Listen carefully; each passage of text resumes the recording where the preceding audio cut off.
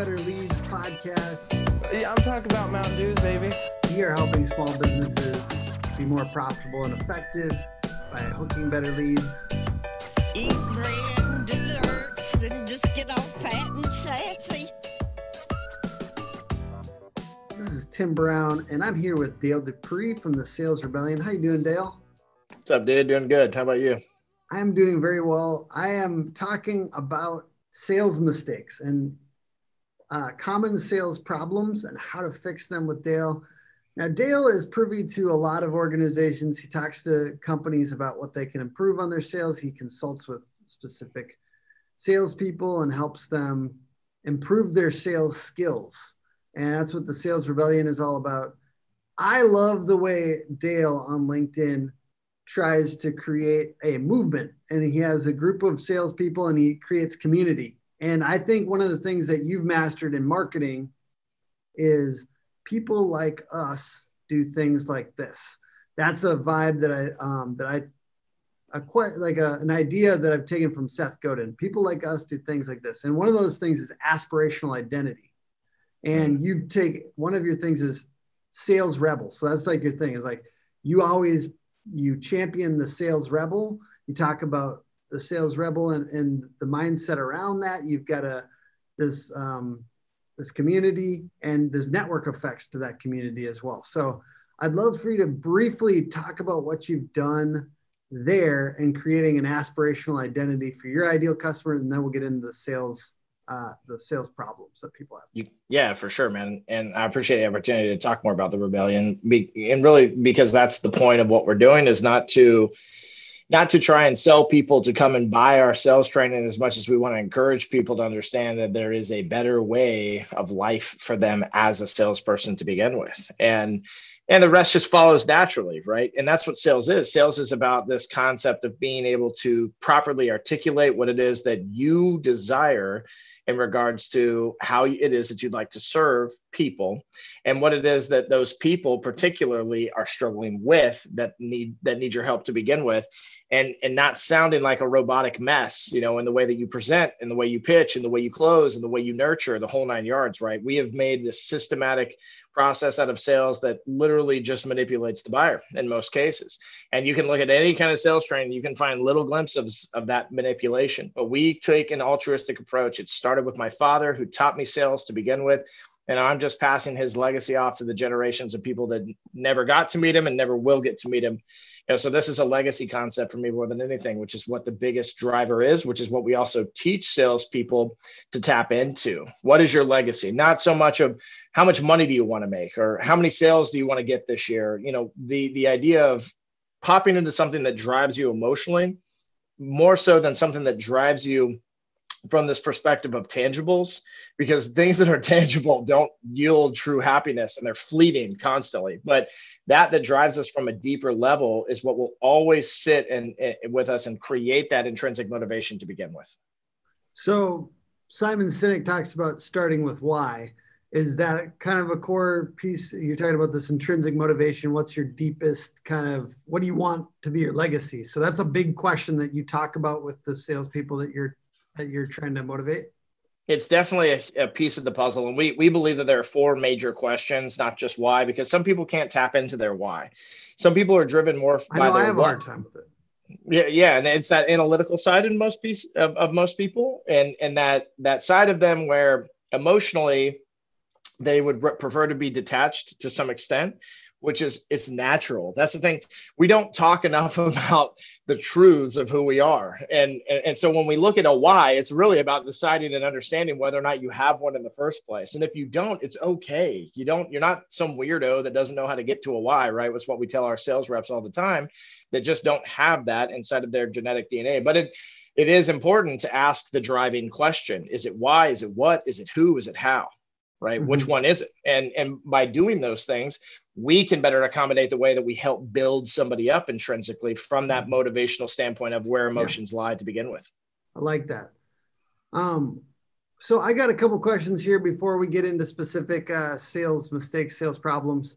One of the biggest ones, I'm not closing deals at the pace that I want to close deals at. How do you know whether it's sales or marketing that's in the most need of tweaking? I follow a lot of sales meme accounts, and they're always we're always making fun of marketing leads because marketing leads, we're talking about like somebody downloads a white paper or something like that. They often aren't really, they don't want to set up a demo per se, or they don't want to do they're not trying to schedule an appointment. They just get funneled from marketing as this pile of garbage leads. And I make fun of them too, because I think it's a problem. We shouldn't just spam everybody that opts in for the tiniest thing. But I'm curious, how do you make that distinction? What is this, this big line in between sales and marketing? How do you identify the problem? Who's responsible? I think really like both parties should take full responsibility. And I think that like the problem is that salespeople just blame marketing for bad leads, and marketing people blame salespeople for not being able to convert them. Is like where it all in lies. And I think that if both parties take a stand against this idea or I should say toward this idea of creating unison and then in that moment, taking a stand against this concept of having to infight between the two departments to begin with, you revolutionize the way that it looks.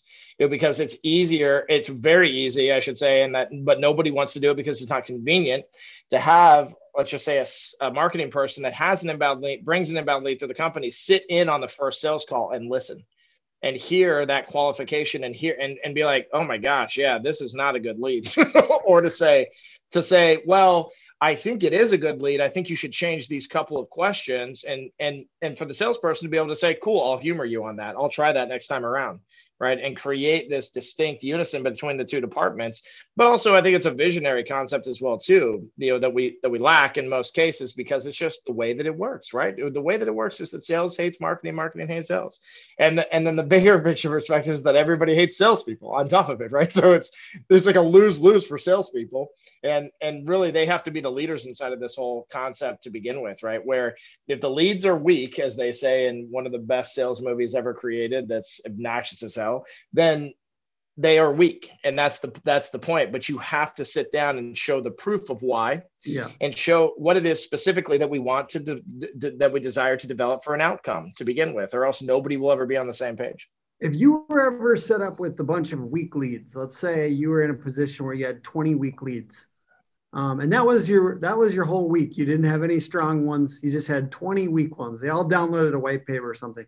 Is there anything that you could do or would consider doing if that's all you had to try to strengthen weak leads?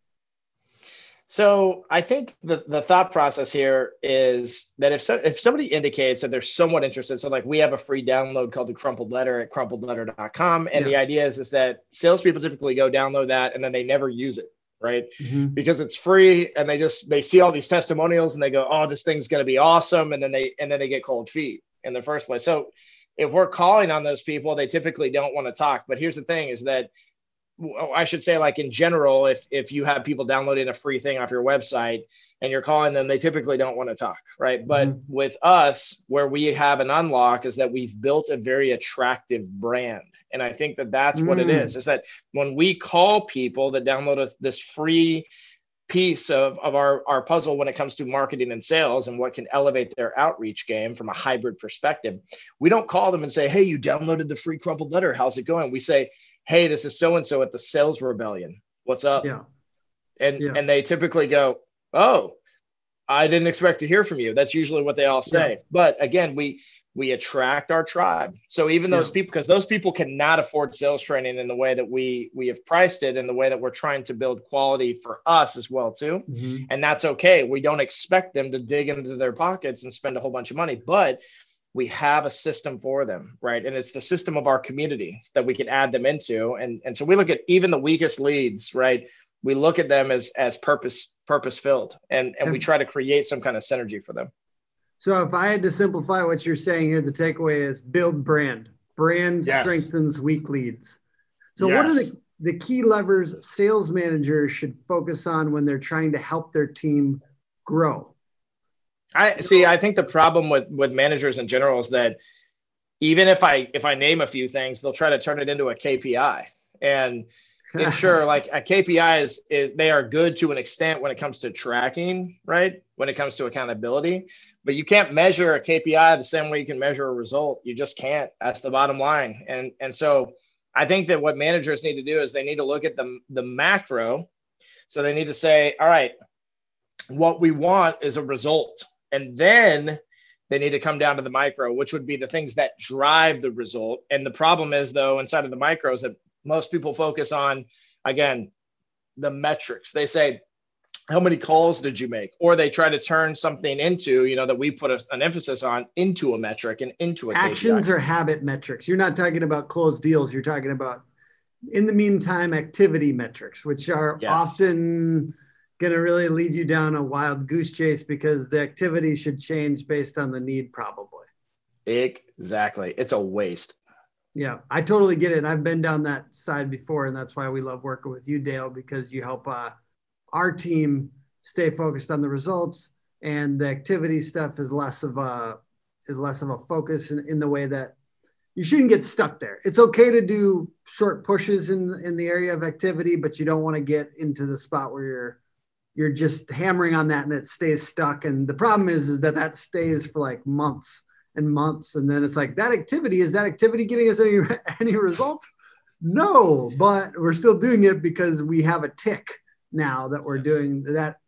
And that's really what you see, I think, is one of the biggest problems in sales today is people get really focused on activity and not focused on result. And thus you don't trust people. That's the problem. You don't trust people to actually be a human and take result. And I mean, what I think about it as a manager, as a leader, sometimes it means I hired wrong. If I really don't trust somebody, I hired wrong. And that's just, people don't want to have that conversation right now, though. No, they don't.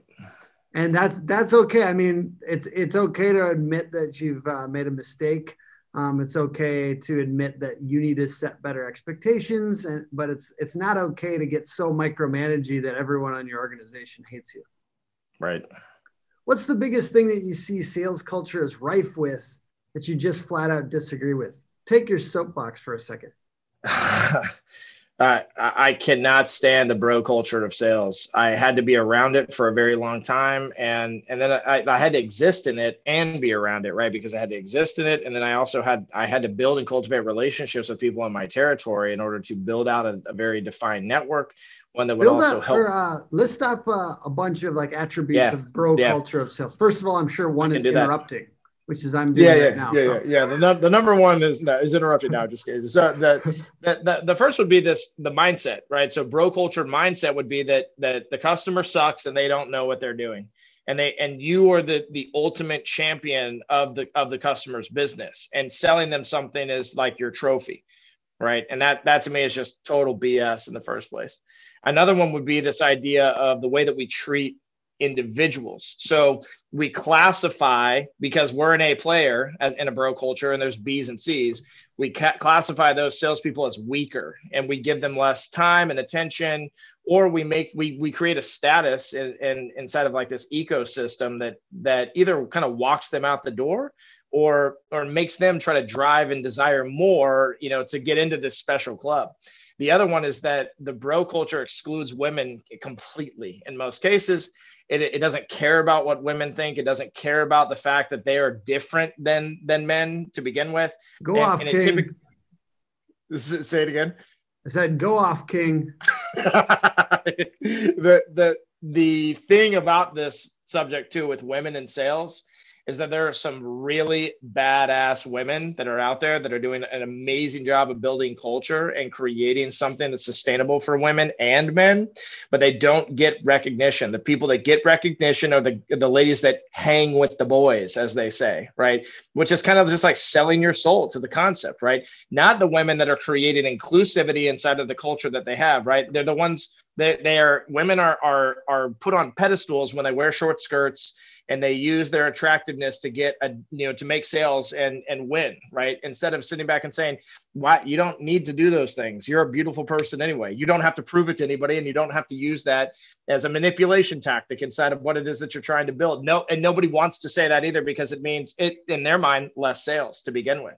These are tough conversations that nobody wants to have, but those are just a few things that I would say that bro cultures in corporate or incorporated bro. The last thing I would say is drinking.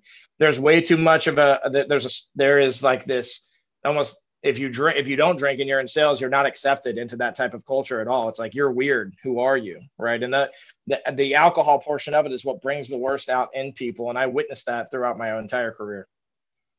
Absolutely. Well, I'm sober too. So I don't know if you are, but basically I've struggled with that. And certainly was scary for me as I entered marketing in general, not necessarily the sales culture, but marketing is the same way. There's just a lot of like, you feel like if you don't do it, you might be out of the club or something like that. I did find that I could handle myself very well in those social situations, those networking situations without doing that. And I think it was in my own head a little bit. But certainly it is one of those things where it's kind of scary. Scary if you're a new person in that industry, you think you might not be able to do well.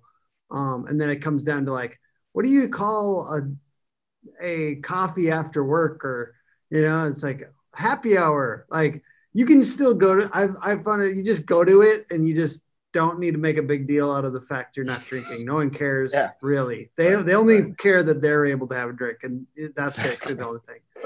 So why do salespeople struggle with mental health? And how have you seen people stay on top of that? I know that you've had moments where you've been involved with situations where it was very scary or salespeople had major issues with this. So how have you seen some people take responsibility for that? And what's like some developments in that area that you see as hopeful? I think the number one issue is that sales is full of rejection, belittling, manipulation on both sides, right? And because it's very negative in the way that it's stereotyped. It's not the altruistic form of sales, right? But there's a lot of stereotypes that are very negative, and they are the reality for a lot of people as well too. And I think that the biggest problem is that I struggled with depression far before I got into sales, and not really putting two and two together, thinking that this would fuel my depression even further by any means. And I think that a lot of people proactively, they don't have those conversations.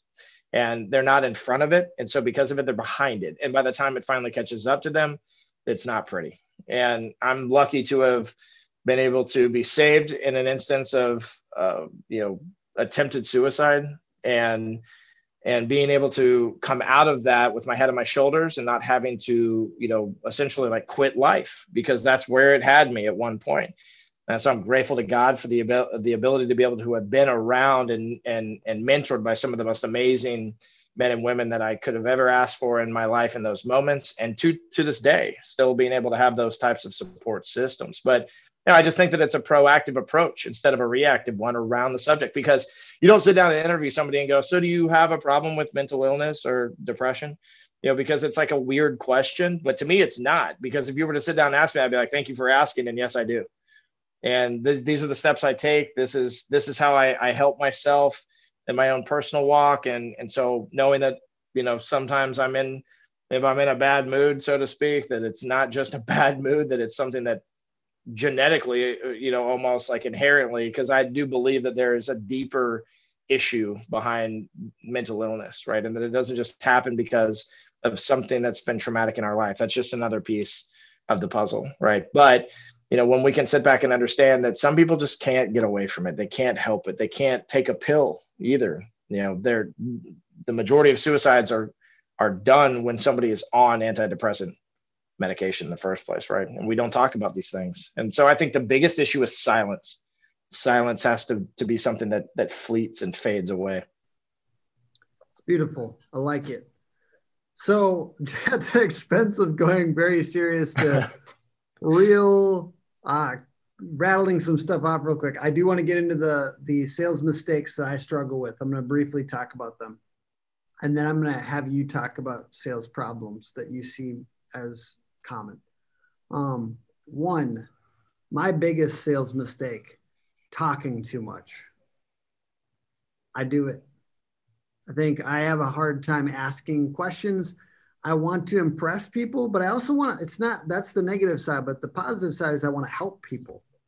I want to help people, and that motivation twists me up sometimes. I don't care as much about closing the deal, So I don't get as like granular with like, I know that ultimately if I wanted to close the deal, I think I would slow down a little bit and ask. But it's also to make that experience more enjoyable because no one likes just listening to you talk about yourself or your solution the whole time. So, and the other thing is like ultimately understanding their problem is probably the biggest thing that's going to sell them. Same with marketing, stating the problem at the beginning of a marketing piece, like whether it's a Facebook post, a video, or what have you. If you state their problem concisely in a way that's emotionally resonant with them, you're going to be able to deliver a solution way more easily. And with sales, that just means asking. You have to ask and really find out what those problems are first. 2, discussing features and technology instead of like business results in the case of B2B and value. So discussing features and technology and like features instead of benefits, basically. 3, asking interview questions checklist style. I've got checklists that I give to Tracy. I've got our qualifying checklist. I'm sure if he ever like, I know that it's silly though in the way of if you ask those like they're listed, it'll turn people off because they're like, what is this? It's kind of the bro culture thing, a little bit of like, are you just trying to get me out the door because I don't match up with exactly what you think a customer is supposed to look like? I know you hate, I know you don't hate, but I know you sometimes have issues with Grant Cardone, but I do like he has one good thing, just one. And that is, he has the idea of like, stop assuming just because somebody doesn't look exactly like the customer that you're used to, that don't ever send people out. And I've done that before accidentally, like a friend from high school or something that sent me a message like, I got this startup, like, please, let's talk. And I like immediately disqualified him because he said, new company, and that's not normally our customer. And then he's like, well, we already have this much in recurring out the gate. And I was trying to like walk back my words, you know what I mean? Like, I was like, by the way, in that case, like he had already said, this guy doesn't want me. Yeah. You know what I mean? Oops. And that is it's not a Grant Cardone. Like he ultimately says not to assume somebody's not a customer. So I like that one thing about Grant Cardone. And then pitching rather than conversing is another mistake. I did like somebody said the golden thread, follow the golden thread, keep tugging. Where's their motivation? How do I tease that out? That's the golden thread. Not caring enough about them as a person and what matters in their business. Think if you care a lot and want to help them get to the solution, whether it's with you or as a competitor, for a competitor or whatever, that caring to get them to the right solution is the number one thing. Well, what have you seen? You've talked to so many companies, man. This is just me rattling off things that I've dealt with. I'd love to hear just like all these times you talk to different companies, you're talking to them all the time. They've got the same problems that come up. What do you see as like those things that you're going to deal with when you're talking to a new company, you're consulting with them? Yeah, number one is like the biggest thing is the pitch itself, like people's outreach in general. It's very boiler room. It's very, basic. It's got a template. It's robotic, but people think, well, I'm stating my name and my company and what I'd like to do with this person's business. Like, well, that's all well and good, but they don't care. Those are all things that make you feel good, but not the customer. They're not the customer's prerogative or agenda. So the first is usually in the way that they're pitching people. The second would be the middle of the funnel is typically garbage, where people run absolutely atrocious discovery calls. We find that quite often, because most people, again, they create an agenda or they create a bullet pointed list of like, we need to make sure that they have these 5 or 6 things checked off. Or furthermore, they say, we need to find these 5 or 6 things so that we can attack them. But it's all agendistic, right? Where it doesn't really it's not problem centric in the first place, and it's not customer centric at the end of the day. So that's usually the second thing that we run into. The third, and probably the most popular, is that nobody knows how to close. That's one of the other issues. And there are people out there that have said, here's 100 different ways to close. And there are people out there that have said, this is the one golden rule that you need to close. And the problem is that we don't get back to, and you said it, we don't get back to fellowship, right? Instead of negotiations. We replace fellowship with this idea of, oh, here's some tricks or some talk tracks we can use to get somebody to pull the trigger. Like, not to go into a tangent, but I've seen my dad close business. For a long time, I watched my dad close business. And if I started telling you stories and examples, you'd be like, whoa, because you would never be able to do what my dad did, because it's what made him authentic. It was what made him radically authentic, I should say. It's what made people fall in love with who he was. And that's the piece of the puzzle that we're not playing on. We're not playing on getting people to be relational or to become a fan or to become somebody that wants to support us in the moment of the close. Instead, we get selfish and head in that direction. Another really interesting one would be. Is there if I pop something in there real quick? Please smack it. Yeah, I'm actually going to randomly talk about something from Alcoholics Anonymous. This is weird, but I'm going to throw it in here. I just happen to know about this. No particular reason, but no. One of the things is that we're always trying to control the situation. Like people with a particular issue with their brain, selfishness, right? I've got selfishness and I'm always trying to control other people. And even when I'm being nice, I'm trying to control other people. This is an issue I have. I know it resonate with this because it's an issue. And when you're being nice, you're kind of trying to control people. When you're kind of like pushy or a little bit mean or something, you're trying to control people, and people sense it. So like that idea of like, no matter what you do, whether it's the kindest thing in the world, if you're trying to push a couple levers to get a close, it gets smelled and gets kind of like, it's scary. So people push against that. And just that idea has been very useful in my life of like, you got to watch when you're trying to get people to do things, when you're whether you're doing it with niceness or otherwise, because people smell it. I think that's one of the reasons why, they say women sometimes are not attracted to nice guys. And I think it's an interesting random topic, but I think it kind of comes down to sometimes nice guys are trying to be manipulative with their niceness. And that's what they smell. They don't smell, they're not actually mad at nice guys. They're mad at nice guys that when they're nice, they expect them to do certain things. And that's the same thing we run into with sales is like, I'm being nice again. Why are you not signing that deal? It's like, how many times are you going to try to be nice? And now I feel like I'm kind of mad at you for being so nice to me. It's like when Kanye said he woke up next to a water bottle in a airplane. He said, great, now I got to be responsible for this. So don't make people so responsible for all your niceness. Yeah, dude, that's a great way to put it, because you being nice, it's this whole idea of empathy, right? Where everybody started to use empathy as a play, right? Yeah. And not an actual altruistic emotion and action inside of communication, conversation, negotiation, whatever it is particular that we're working on with somebody. And because of that, now people are getting offended by people using empathy or being turned off by it at that, because it is a thing that can only be done with humility and with honesty and sincerity. And without it being that raw state, then it's manipulation. Yeah, exactly. So I would say another one, a fourth to lay out here would be cadences that a lot of people, I think one of the biggest things that we run into it's interesting, because some people make it work, others it works, but and that but is what, basically just deflates the whole entire concept, which is the way that they're sending out drip campaigns in particular. And the problem is that like when you look at the second email, it says things like, hey, did you get my last email? And like assumptive selling, right? Or, hey, I'm waiting to hear back from you.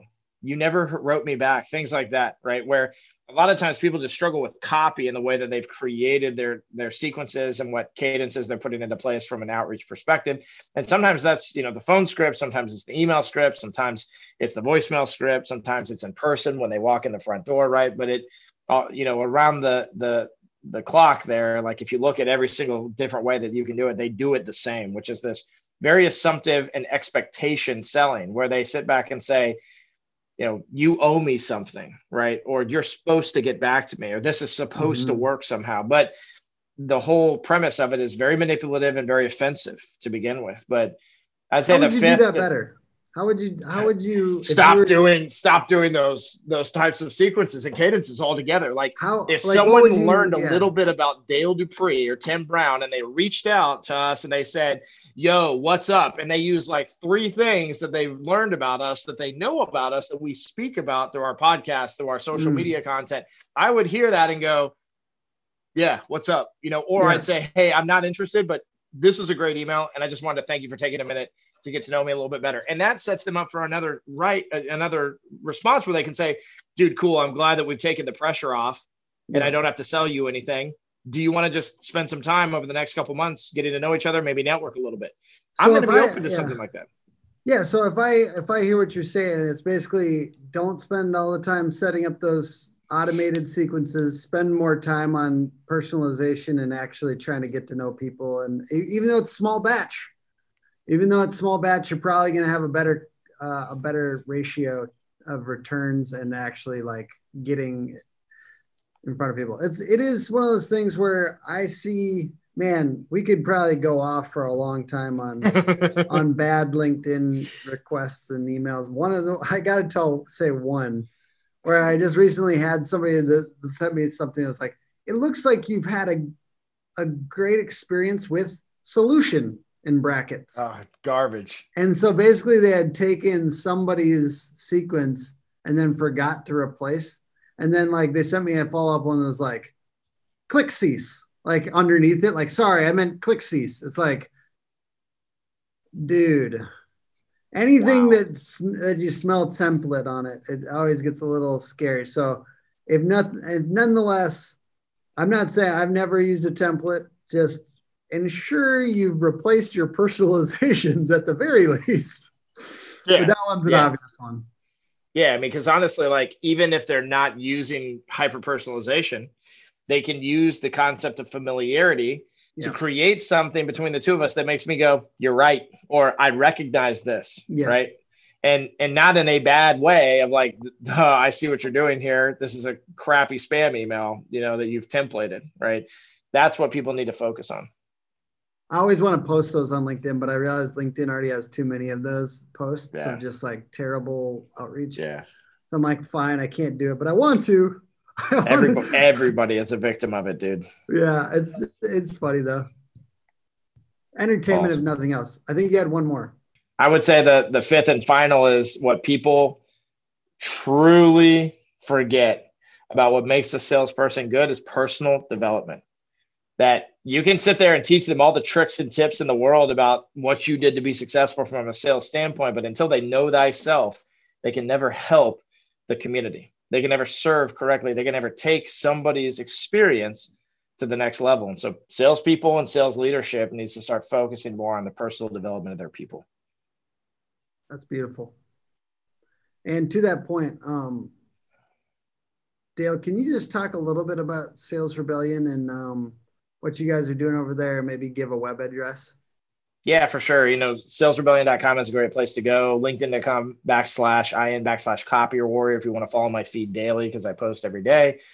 But really what we are out here doing is we're not trying to disrupt. It's a bad word to use in the sense of what we're trying to do. We're not trying, people see rebellion and they think, ooh, these guys got pitchforks and, they're out there burning things down. Like, no, it's not what we're doing. Like we are a rebellion based around hope, the hope of that. And really, I should say the hope around salespeople that are truly understanding of their calling and that they recognize and realize that there is more to life than just their quota. There's more to life than just the close, that their happiness is important, that their home life should be top notch. And that if it's not, that they should recognize that, respect it, and start to build a better one, right?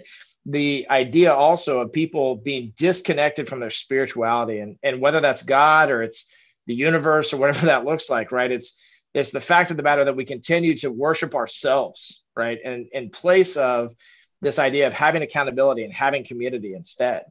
Right. And so the Sales Rebellion is more than just sales training and development, bro. We exist to make people better. And our mission statement clearly states it, and that we do exist to tear down the castles of the old guard and to build a kingdom. And for us, that kingdom is the movement. It is the community. It is the people that are willing to rise up and to change the game inside of their sales walk and build a legacy instead of, hit their comp plan at the end of every year. Those things come naturally when salespeople work on the hard subjects themselves, right? Their habits, their rhythms, the ability to be able to get uncomfortable, to risk, right? When we start to do those things, the rest falls into play easily and without hesitation and without any type of resistance at that. So. Yeah, I think it comes down to as well, like the way I see this. I know I'm not a speaker for your movement or anything like that, but the way I see it is around deeply held beliefs. If you have a deeply held belief, like I've had a deeply held belief, Dale, at one point that being in sales was actually a little evil. Actually, marketing too. When I was 20, I was a poet, trying to be in a band. I was doing all these things where it was about authenticity, brutal authenticity, and I was a little bit of a piece of shit, but I was very like idealistic about that. You know what I mean? I was a very idealistic piece of shit. And my deeply held belief was that marketing was a little evil, because you're manipulating people. Sales was a little evil. And as I got into marketing, even 26, 27, 28, I had antagonism towards sales because I thought those people lie. And my deeply held belief when I got out on my own as a small business owner, when I had to sell every day, really messed me up. It really held me back. It really, because I thought that way and I probably behaved that way a little bit. And I had to change that deeply held belief. I had to flip it on its head. I had to find a way to serve people. Otherwise, I was never going to sell more than $500,000 a year. I was going to be stuck. In my situation, I'm one of those people that does prize authenticity still to this day, but I had to change my deeply held beliefs. So I see you guys as one of the good guys here, and you're trying to help people change their deeply held beliefs, whether they have that or they have other beliefs that are holding them back from becoming their best selves in sales. And it does weirdly.